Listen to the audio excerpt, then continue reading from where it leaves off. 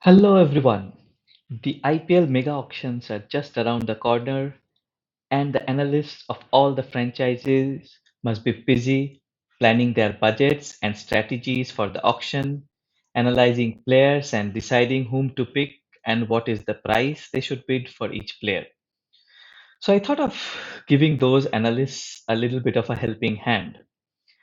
I tried to predict the prior prices based on previous data. So I went ahead and collected data for the last two auctions held in two mega auctions, that is, held in 2014 and 2018. And I have collected the stats for all the players that appeared in the auction. The stats were collected for one season prior to the auction, that is, for the 2014 auction, I have collected data for 2013. And in case if the data was not available for some reason, say for example, the player was injured in 2013 but has played in 2012, I have considered the data for 2012 for those players. And I have only considered the players who had played in the IPL before each auction. That is for 2014 auctions, I have only considered players that have played in 2012 or 2000 or 2013. And as a result, the players who were picked, who had never played in the IPL before, have not been featured in this analysis. So now going to the analysis part. So I used regression and I built two models or had two approaches. The first one was where I used statistical methods to create a model which determined which were the key stats to be picked for creating the regression. The second one was where I picked the stats manually. For example, some of the very important stats like runs, strike rates, wickets, economy, etc., and built a model. Then I looked at both the models and tried to look at which model has picked what value for each player. And then I have assigned maximum and minimum values based on prices for from those two models itself. So for example, if model 1 gave a higher price for a particular player, I gave maximum value for that player as model 1 value. And if in case the model 2 gave the higher value for the player, I kept maximum value as model 2 value. Now, that being said, let us look at what the data tells us. So here's the list of the top 10 most valued players as per the model. And if you can see, some of the names are the ones that we expect to fetch high prices during the auction. I have to put a disclaimer here that the model, statistically speaking, does not have very good prediction power. However, looking at the names that have come up and the order, it gives it looking at the names intuitively gives a feeling that these are the right set of players who would actually fetch the highest bids in the auction. So, for example, if you see Shreyas Iyer, I think he would be the most valued domestic player and would fetch a very high value during the auction. You see names like Ishan Kishan here, Shikhar Dhawan, a consistent performer, upcoming players like Harshal Patel, Devdutt Padikkal, who had very good seasons last time around. So this is the list of the top 10 players as per the model. Let's move on to see the next few. So the next 10, again, there are not many surprises here. And if you see, some of the names are indeed going to get high prices during this auction, like Johnny Bairstow, Pat Cummins, Rabada, etc. So now, if you had looked at the prices in this chart as well as the previous chart, you would be wondering the prices seem a little bit low. Well, this model was built based on the data for the past two auctions in 2014 and 18, where when the kitty sizes were lower, and it also included only 8 franchises in the auction. Now, including two new franchises in this auction and making it to 10, the overall kitty has increased, and as a result, we expect to see higher bids for the players. So I have called this increase an inflation factor, and I have in, used it to increase the prices of the players.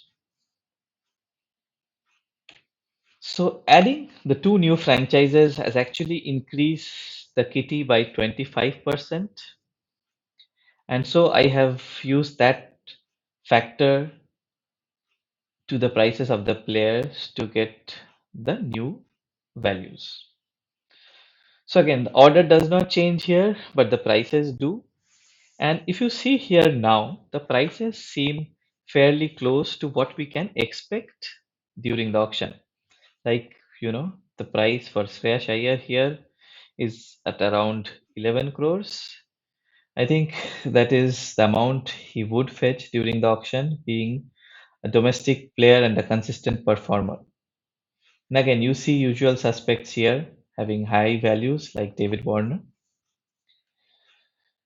So now, looking at the next 10 in the list, again, the list, as I said, does not change, the order does not change, but the prices do and reflect a slightly closer value that is expected during the auction. Now, this is what the stats and the model or algorithm tells us. And we all know that, it is based just on data and numbers, and it does not use or consider qualitative factors like overall impact of a player in the team, for example, leadership abilities. So there are a lot of teams looking out for captains, and hence they would be willing to pay that bit extra for those players as they want them to captain their franchises. So I thought of using this data and also analyzing the past data of the players and using my understanding of the game and intuition to predict my predict prices based on my opinions. So I have divided the players into two sets, foreign players and Indian players. So now let's look at the top six foreign players or the top six foreign players who would get the highest bids.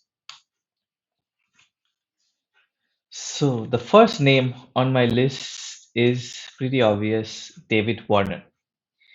Warner has been one of the most consistent foreign players in the IPL, if not the most consistent, and he has been an influential part of the Sunrisers Hyderabad franchise, which I think he would definitely have been retained by the franchise had the two parties not had a falling out.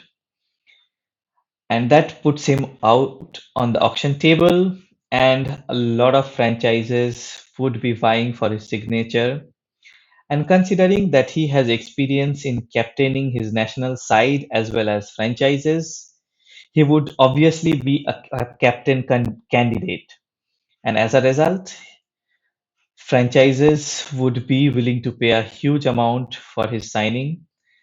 And I can expect him to get a record bid this auction and be the most valued player in the upcoming auction. And I think, franchises looking for captains and having high kitties would be bidding for him. For example, one of the possible destinations could be Punjab Kings, who have not retained any foreign players and as a result have a very high kitty. And they would definitely be willing to pay this much amount and who knows, even higher for his signature. The next one on my list is Pat Cummins. Pat Cummins is considered as an all-rounder due to his performances with both the bat and ball. He is also a leadership candidate, and he is currently the captain of the Australian Test side. And as a result, he would also draw a sizable amount of bids. And I expect the bids to go up to the tune of 12 crores for him. And franchises looking for all rounders and who have always invested high amounts in all rounders would be willing to pay that price for him.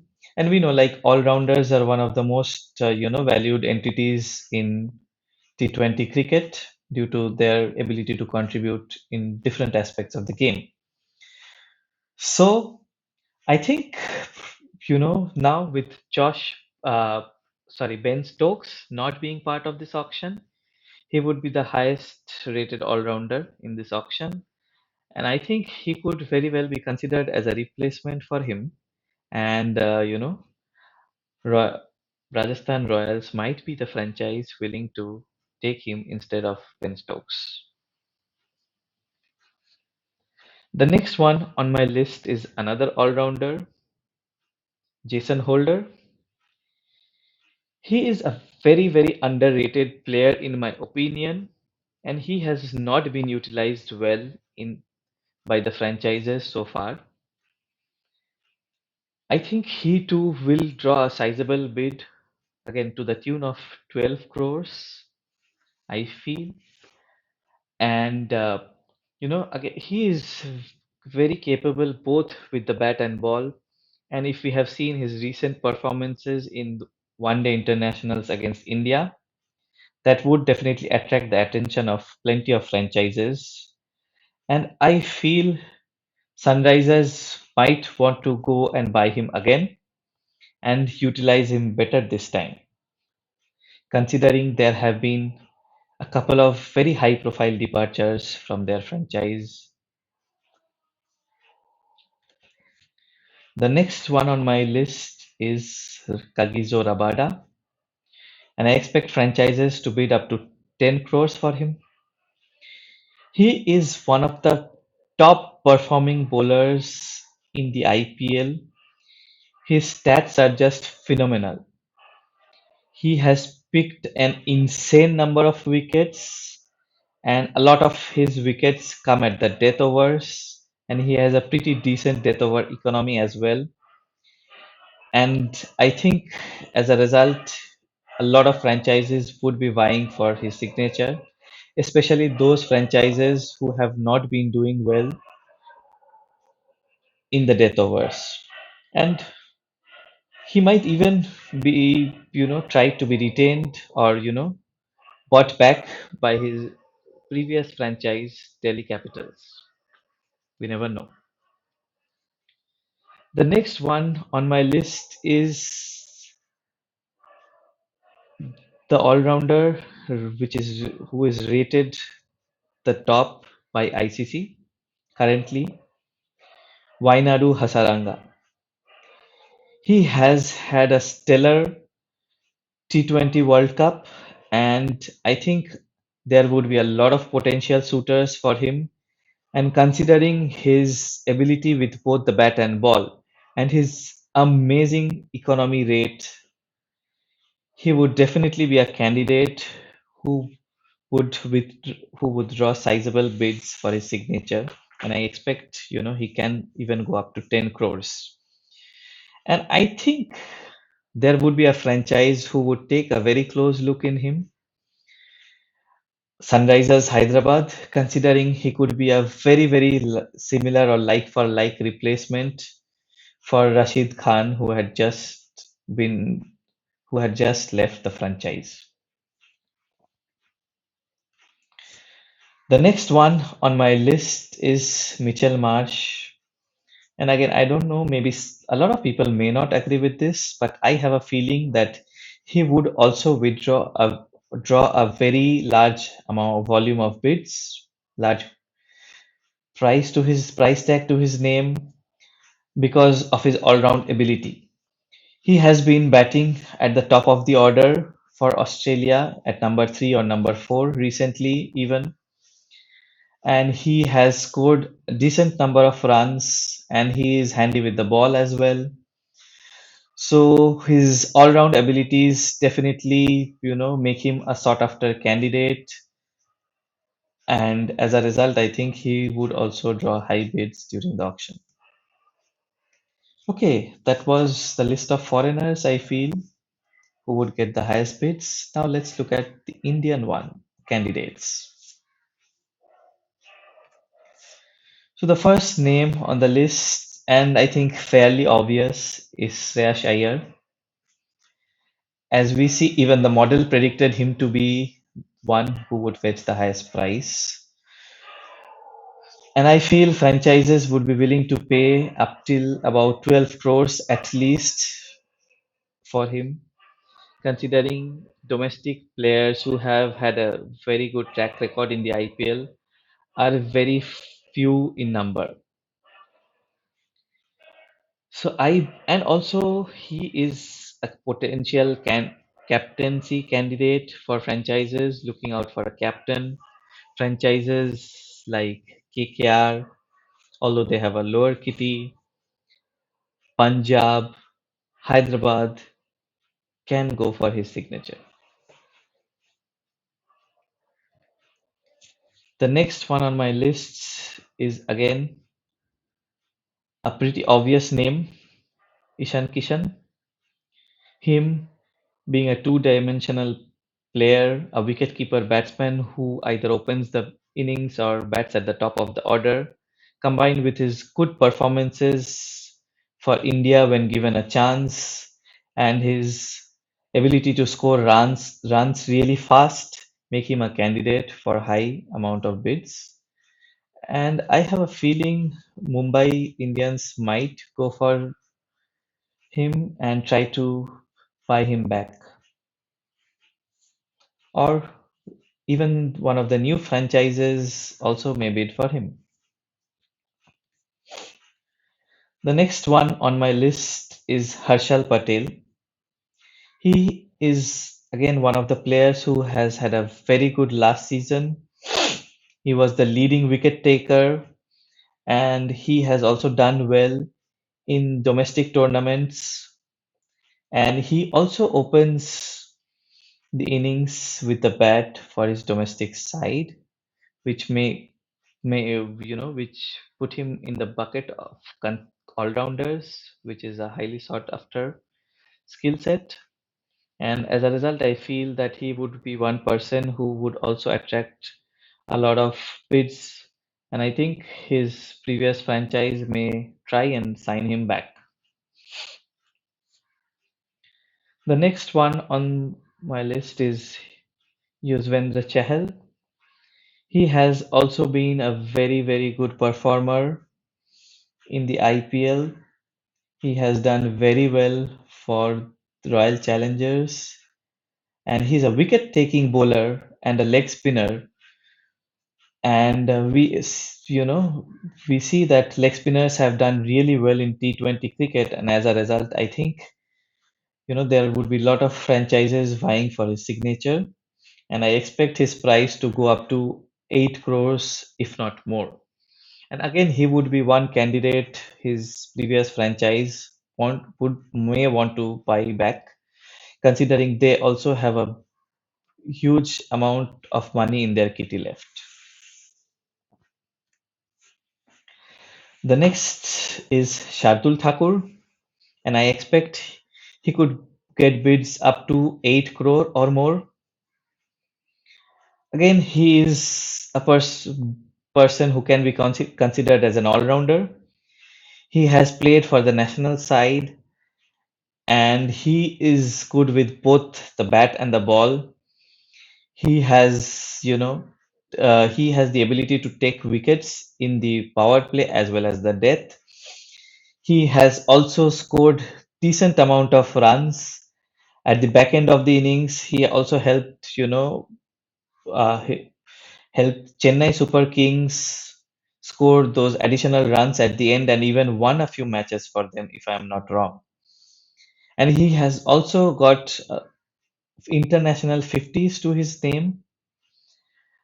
So as a result, I think a lot of franchises will go for his signature. And I think, again, he also is one of the candidates who Spar's franchise might want to buy back, and Chennai Kings might want to place in a sizable bid, considering, two of it might be difficult for them to retain both him and Chahar, who have done both, who have done well with the ball and bat. I think he is one who might, who Chennai might go for. The next one is Devdutt Padikkal, an opening batsman who has scored a lot of runs in the past season. He also has got 100 to his name in IPL cricket, and I think he would also draw a lot of bids. And I think franchises want may bid up to the tune of 8 crores. And again, as with many of the previous candidates, he also could be one his existing franchise would want to buy back. So, this was the list of the top candidates that I feel, both foreign and domestic, who would draw the highest amount of bids in this upcoming auctions. And this auction is going to be very interesting, and there are going to be completely new dynamics, considering there are two new franchises with very large kitties, and there may be a lot of unexpected bids and unexpected signings going on, some even desperation moves, and some moves which are quite expected. So that's what I had to share today. I hope you enjoy the video. Thank you for watching.